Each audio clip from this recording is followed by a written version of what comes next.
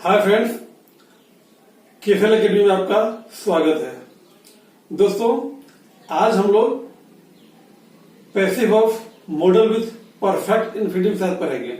दोस्तों, perfect infinitive इसका अर्थ होता है हैव प्लस V3, जिसको बोलते हैं परफेक्ट इन्फिनिटिव।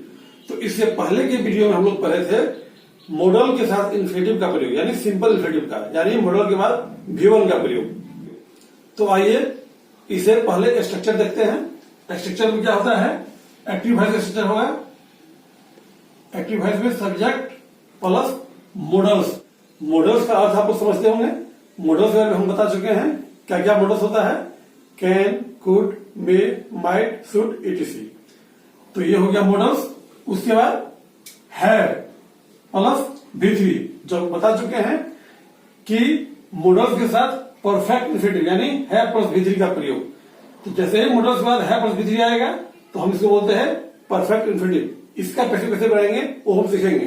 तो ये जो स्ट्रक्चर है वो है एक्टिव वॉइस का स्ट्रक्चर, जो आपको पहले ही बता चुके हैं। Subject plus modals plus have plus V3 plus object. O stand for object. ये स्ट्रक्चर एक्टिव वॉइस का है। अब पैसिव वॉइस में क्या स्ट्रक्चर होगा, आइए इसे देखते हैं। पैसिव वॉइस PV यानी पैसिव वॉइस AO। इससे कंफ्यूज मत होइए। पिछले वीडियो में ऑलरेडी बता चुका हूं। AO मीन्स एक्टिव वॉइस का ऑब्जेक्ट, अर्थात ये ऑब्जेक्ट होगा एक्टिव वॉइस में है और यहां आ जाएगा सब्जेक्ट के रूप में पैसिव में। तो AO, उसके बाद ये मॉडल्स के बाद हैव। चूंकि यह पैसिव है इसीलिए ये नियम है कि हैव के बाद हम पैसिव में बीन का प्रयोग करते हैं, उसके बाद हम V3 का प्रयोग करते हैं।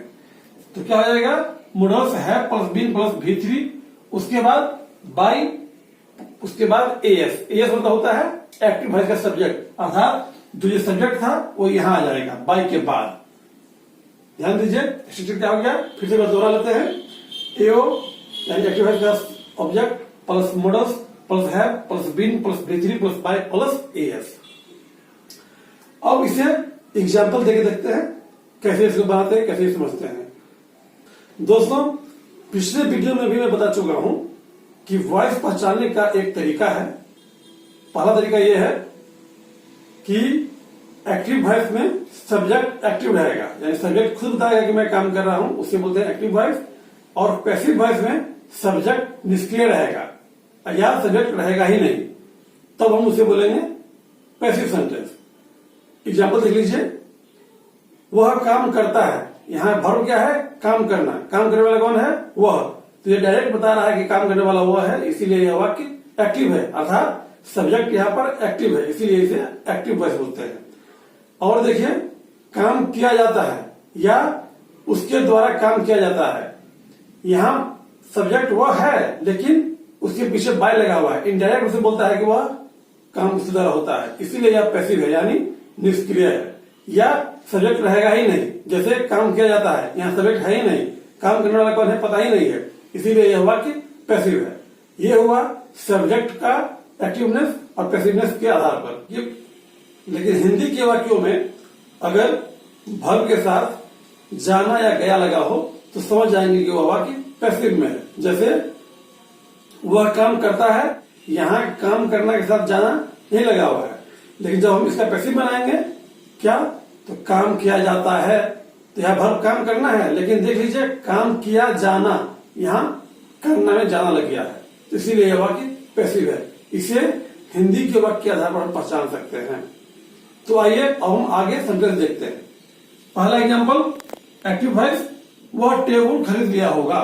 दोस्तों, खरीदने का काम हो चुका होगा और उसके बारे में संभावना बता रहे हैं, इसीलिए हमको यहाँ पर मे का प्रयोग करना पड़ेगा। लेकिन चूंकि काम कर लिया होगा, काम की पूर्णता को कराते हैं, इसीलिए मॉडल्स का प्रयोग करेंगे परफेक्ट इन्फिनिटिव का, जिसकी चर्चा हम पहले की वीडियो में कर चुके हैं, मॉडल्स प्लस परफेक्ट इन्फिनिटिव में। तो क्या हो जाएगा? सब्जेक्ट क्या है? वह है, तो हो गया ही।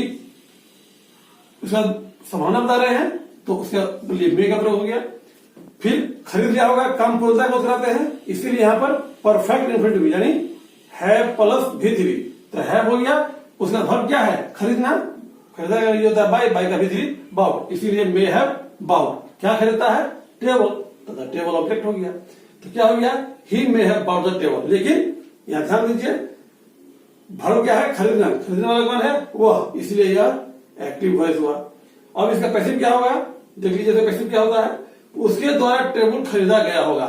मैं बताया था कि सब्जेक्ट के पहले द्वारा कुछ लगा जाएगा, यानी इनडायरेक्ट से बोलता है कि खरीदने का उसके द्वारा हुआ। एक ये। दूसरा वर्ब है खरीदना। देखिए यहां खरीदना में गया लग गया, खरीदा गया होगा, तो इसीलिए यह वाक्य पैसिव हो गया। तो पैसिव में कैसे बनाएंगे इसे देखिए। स्ट्रक्चर क्या है? ए हो, यानी एक्टिवाइज का ऑब्जेक्ट। तो एक्टिवाइज का ऑब्जेक्ट क्या था? टेबल था, द टेबल आ गया, द टेबल हो गया सब्जेक्ट। उसके बाद मोडल्स, चूंकि मोडल्स में है तो में, फिर है तो है। चूंकि यह सब्जेक्ट पैसिव है इसीलिए है के बाद बिन का प्रयोग करते हैं। तो यहां हो गया बिन, और उसके बाद भी3 बाउट, फिर बाय, उसके बाद एक्टिव वॉइस का सब्जेक्ट। सब्जेक्ट है क्या था? ही, तो ही यहां आ जाएगा। और सवाल उठता है हिम क्यों हुआ? तो पिछले के वीडियो में मैं बता चुका हूं कि बाय एक प्रीपोजिशन है, और प्रीपोजिशन के बाद जब भी हम प्रोनाउन का प्रयोग करते हैं तो वह प्रोनाउन हमेशा ऑब्जेक्टिव फॉर्म में होता है। इसीलिए ही के बदले हिम हुआ है, आई के बदले मी होता, दे के बदले देम होगा। तो क्या हो जाएगा? The table may have been bought by him. एक और एग्जाम्पल देखिए, उन लोगों को यह किताब पढ़ना चाहिए था। They should have read this book. यहां सब्जेक्ट दे है और ऑब्जेक्ट दिस बुक है। अब जब इसे पैसिव बनाएंगे तो क्या हो जाएगा? यह किताब उन लोगों के द्वारा पढ़ा जाना चाहिए था। दोस्तों देखिए, यहां वर्ब पढ़ना था, यहां जाना नहीं लगा हुआ है, क्योंकि यह वाक्य एक्टिव है, लेकिन यह वाक्य पैसिव है, इसीलिए पढ़ा के साथ जाना लग गया। और सब्जेक्ट अगर रहेगा तो उसके पहले हम बाय का प्रयोग करेंगे। तो यहां देखिए उन लोगों के द्वारा लग गया है। तो दोनों तरीके से पता चल रहा है कि यह वाक्य पैसिव है। तो क्या हो जाएगा? इसका ऑब्जेक्ट सब्जेक्ट हो जाएगा, तो this book should have been read by them. क्योंकि मैं बताया था कि बाय प्रीपोजिशन है, उसके बाद प्रोनाउन का ऑब्जेक्टिव फॉर्म आता है, तो सब्जेक्ट दे था तो इसका ऑब्जेक्टिव फॉर्म हो जाएगा देम, इसीलिए बाय देम। तो ये था एक्टिव को पैसिव में कैसे बनाएंगे वो बनाने के लिए।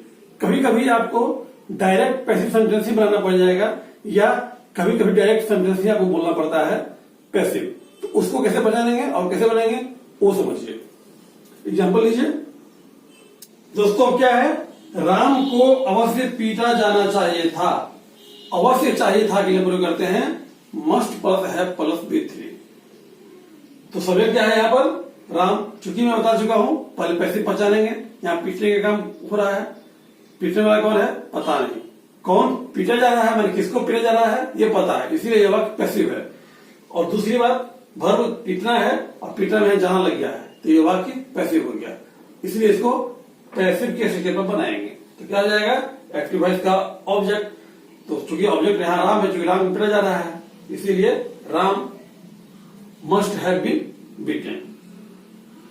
यह वाक्य ऑटोमेटिकली आप समझ जाएंगे कि यह पैसिव में है, चूंकि वर्ब के साथ ज्यादा लगा हुआ है। दूसरा एग्जाम्पल देखिए, इस किताब को खरीदे जाने की आवश्यकता नहीं थी। यहां खरीदने वाला कौन है पता नहीं, यानी सब्जेक्ट नहीं है, इसलिए यह वाक्य पैसिव हो गया। तो ऑब्जेक्ट क्या है? खरीदा गया जा रहा है किताब, इसलिए वहां हो जाएगा सब्जेक्ट। क्योंकि एक्टिव वॉइस में अगर रहता तो किताब रहता ऑब्जेक्ट, इसलिए जब पैसिव बनाएंगे तो ये हो जाएगा सब्जेक्ट। तो क्या हो जाएगा? दिस बुक, यह किताब यानी दिस बुक। अब आवश्यकता नहीं थी, आवश्यकता के लिए हम क्या प्रयोग करते हैं? नीड का।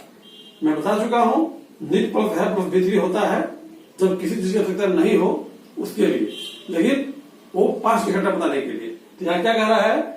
इस किताब को खरीदे जाने की आवश्यकता नहीं थी, पास्ट में इस चीज की आवश्यकता नहीं थी, उसके लिए क्या प्रयोग करते हैं? Need plus have plus B3। चूंकि यह पैसिव है इसीलिए क्या हो जाएगा? Need plus have plus been plus B3। Sentence क्या हो जाएगा? This book need not have been bought.